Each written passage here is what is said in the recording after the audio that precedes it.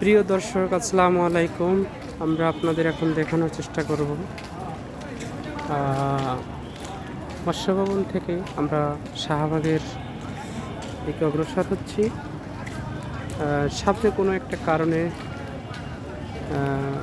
মৎস্য ভবনের এখানে যান চলাচল আটকে দেওয়া হয়েছে।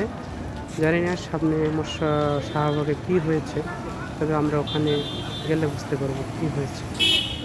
তো এখানে ভিডিও করার কারণটা হইল যে আমরা এমন এক স্বাধীনতা পেলাম যে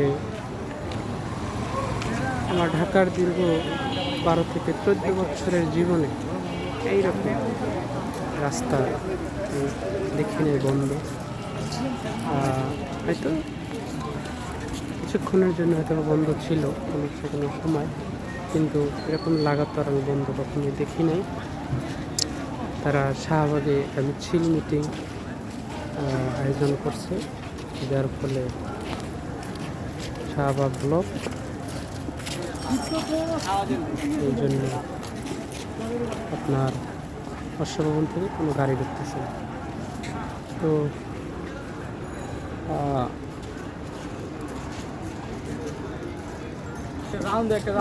আমি এখন ঠিক ঢাকা ক্লাবের সামনে। আপনারা এই জায়গাগুলো অনেকেরই পরিচিত। আপনাদের এমন একটা দৃশ্য দেখাবো যে কোঠা আন্দোলনকে কেন্দ্র করে যে অরাজকতার সৃষ্টি করা হয়েছে, টোটাল দেশকে ধ্বংসস্তূপে পরিণত করা হয়েছে, তারই একটা বহিঃপ্রকাশ আপনাদের এখন দেখাবো। স্বাধীনতা যুদ্ধের পর আমরা যখন বিজয় অর্জন করেছি, ঠিক ওই মুহূর্তে সরোয়ার্দী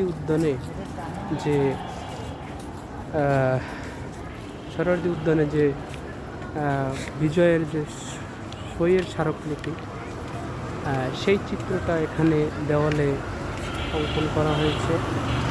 তো সম্ভবত আমাদের এখন যে জিনিসটা দেখবো, এটা হলো সম্ভবত এখানে বঙ্গবন্ধু হয়তো তর্জনী অঙ্কিত কোনো একটা ভাস্কর্য ছিল, মেবি। কারণ আমি এটা মেবি বলবো এই জন্যই যে ওরা এই তথাকথিত কোঠা আন্দোলনকে কেন্দ্র করে যে অরাজকতার সৃষ্টি করেছে, সেই অরাজকতার পর বঙ্গবন্ধুর কোনো চিহ্নই ওরা রাখেনি। তো আমি এটাই গেস করি যেখানেও হয়তো বঙ্গবন্ধুরই একটা ছবি ছিল, বা বঙ্গবন্ধুর সহযোদ্ধাদের কোনো একটা ছবি ছিল, যেটা ওরা নিশ্চিহ্ন করে দিচ্ছে।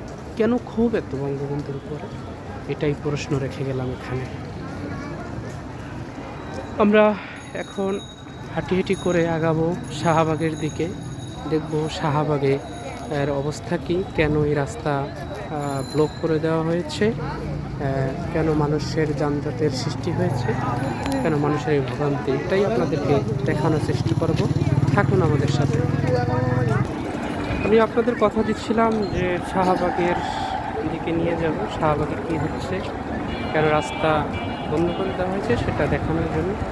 এখানে একটি রাজনৈতিক দলের মিছিল হচ্ছে। আমি এখন স্পষ্ট না যে এখানে কী হচ্ছে, তবে দেখতেছি মানুষ জড়ো হয়েছে। কেন জড়ো হয়েছে, কোন দলের এটা সমাগম, এই রাস্তা বন্ধ করে দিয়ে কোন স্বাধীনতা অর্জন করতে চাচ্ছে, কোন স্বাধীনতা মানুষকে দিতে চাচ্ছে, সেটাই আপনাদেরকে দেখানোর চেষ্টা করব। আমি ঠিক এই মুহূর্তে ঠিক বারডেম হসপিটালের সম্মুখীন। বারডেম হসপিটাল, ঠিকই বারডেমের সামনে পাশে আছে মেট্রো গেট। অনেক হাজার মোটামুটি মানুষেরই ভিড়। এই হল অবস্থা। এদিকে ছুটির দিন হইল, হাজার হাজার মানুষ আজকের বেরিয়েছে অনেক দিন পর। পল্টন থেকে শাহবাগমুখী যে গাড়ি এবং মানুষের যাতায়াত, সেটা অনেক ছিল, ছুটির দিন হইল। কিন্তু ছাত্র সমাজ তারা ট্রাফিকের দায়িত্ব পালন করছে। এখানে একটি সমাবেশ হওয়ার কারণে, সমাবেশ না, জাস্ট ছোট্ট একটি অথবা হাজার খানেক মানুষের একটি ইয়া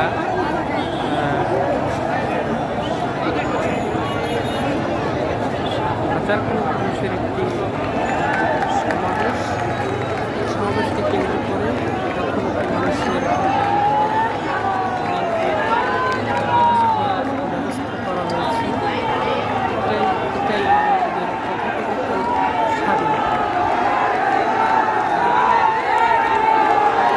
শোনানোর চেষ্টা করতেছি।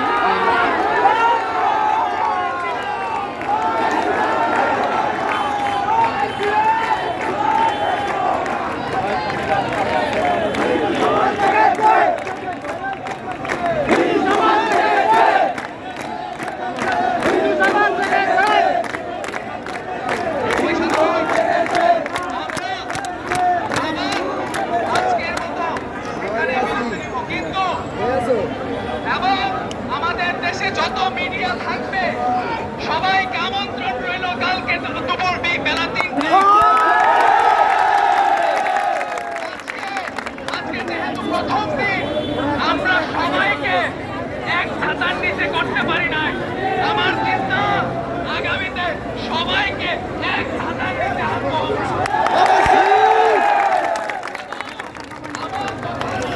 আজকে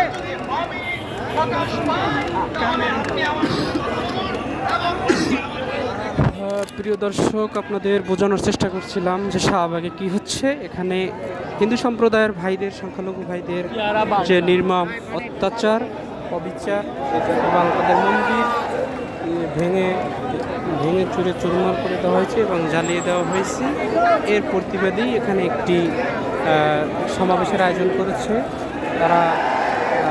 আজকের তাদের সাথে কথা বলে জানতে পারলাম যে আজকের তারা সবাইকে উপস্থিত করতে পারে নাই। আগামীকালকে 3টে আবার তারা ঠিক শাহবাগী অবস্থান নেবে এবং তারা বলতেছে সবাইকে এক ছাতার তালে তারা নিয়ে আসবে। আজকে তারা পারে নাই, আগামীকালকে সবাইকে এক ছাতার তলে নিয়ে আসার জন্য তারা বদ্ধ করে। আমরা এখানে একজন মানুষের সাথে কথা বলার চেষ্টা করব। অথেন্টিক